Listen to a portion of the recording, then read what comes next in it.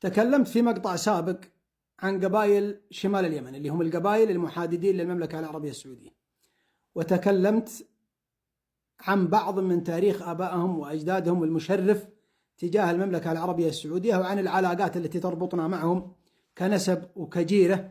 أشكر كل من علق وأرسل رسالة وشاف الفيديو واتصل على رأس الشيخ حسين بن حسان الغمري، شيخ شمل قبائل غمر، اللي غمرني بطيبه وبكلامه واتصاله، وأشكر الجميع.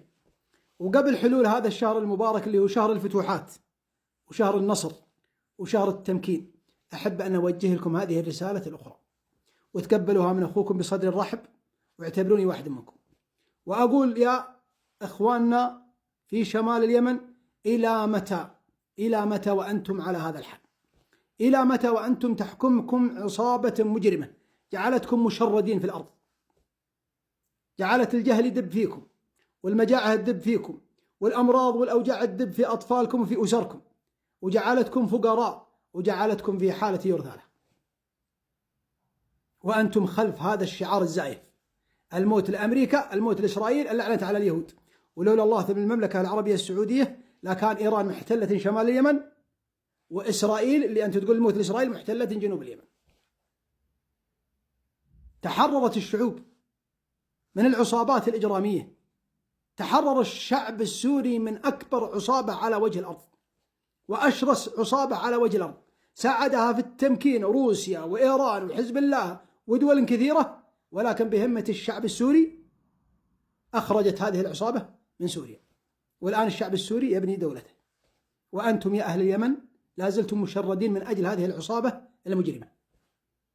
ولو نظرنا والله الذي لا إله إلا هو لإخواننا من اليمنيين في المملكة العربية السعودية، بعضهم قد شابت لحيته وهو يشكي ظروفه في المسجد ولا في السوق ولا في أي مكان ولا في الشارع، يشكي ظروفه على إخوانه المسلمين، يشكي حاجته على إخوانه المسلمين، يظهر بعض من ظروفه في مرضه، في مرض عياله، في حالته، في المجاعة اللي عنده، في الأمراض اللي عند أهله. والله ما رأينا لا سوداني ولا بنغالي ولا مصري ولا من الجاليات اللي عندنا إلا الشعب اليمني اللي يشكي حاله وينتخي في إخوانه المسلمين في مساعدته. فإلى متى وأنتم يا إخوان على هذا الحال؟ حتى أفضل منفذ يمكن يربط الشعب اليمني مع المملكة العربية السعودية منفذ علب عسير، اللي هو الشريان للمحافظات الشمالية، مقفل من شان الحوثي، اللي يمكن ما يأخذ الواحد اللي في عسير من اليمنيين إلى عياله ل3 ساعات.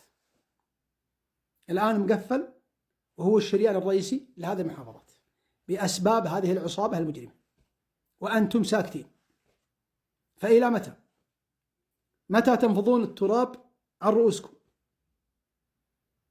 متى يا شيوخ القبائل تصحون؟ متى تدعون عيالكم من الجبهات؟ متى تلقون السلاح؟ متى تبايعون الحكومة الشرعية وتجلسون على طاولة الحوار وتنتخبون لكم حكومة؟ إيش أنتم مستفيدين من هذه العصابة اللي مسيطرة عليكم؟ هل كنتم قبل عصابة الحوثي بهذا الشكل؟ لا والله، لا والله، إني ما رأيت قبل الحوثي يمكن إنسان يمني يشكي ظروفه على إخوانه المسلمين. حبيت أن أرسلكم هذا الفيديو، أسأل الله سبحانه وتعالى أن ينصرنا وإياكم، وأسأله سبحانه وتعالى أن يمكن في الأرض من يخاف الله سبحانه وتعالى ويتقيه في هذا الشعوب. وشكرا للجميع.